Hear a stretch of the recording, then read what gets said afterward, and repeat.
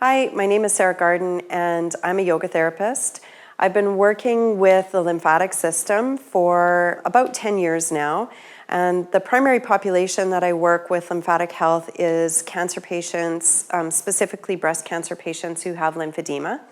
So a couple things to consider when you're working with your lymphatic system. Your lymphatic system is part of your main circulatory system. You have your vascular system, and then you have your lymphatic system. And unlike the vascular system, the lymphatic system doesn't have a heart that helps to pump lymphatic fluid through the body. So there's a couple things that we can do with yoga that help to support lymphatic movement through the whole of the body.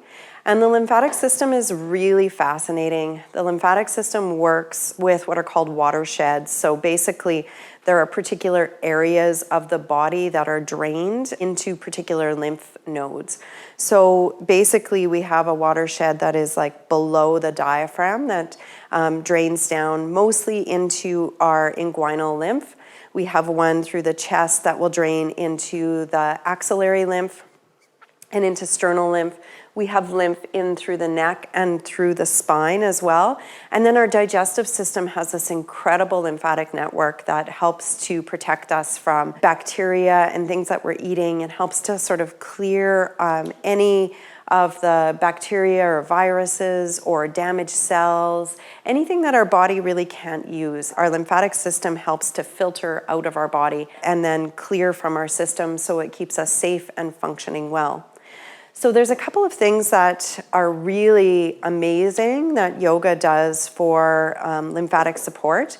And the first of which is just diaphragmatic breathing. So our diaphragm is one of our main lymphatic pumps. And our breath moving through diaphragmatic breathing is one of the things that acts as a main lymphatic pump, which is really pretty cool since it doesn't have its own heart to do the pumping for you.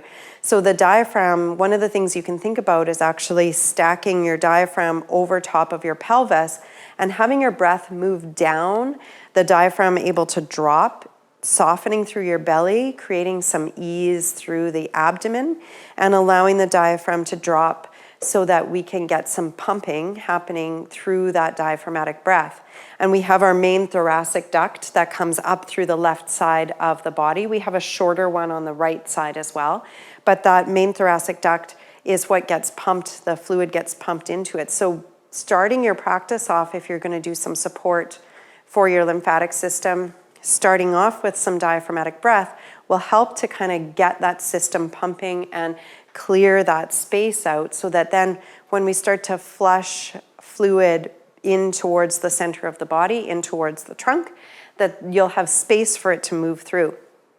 So starting off, you can even take 5 to 10 diaphragmatic breaths, but making sure that when you're doing that, you don't pop your ribs forward like this when you're taking your breath, that whatever support you need comes from having your ribs actually stacked over top of the rest of the torso, so that when you breathe and expand, you really get into the abdomen and allow that intra-abdominal pressure to push down and act as a pump. So that's the first thing you can do that should help to start support the lymphatic system.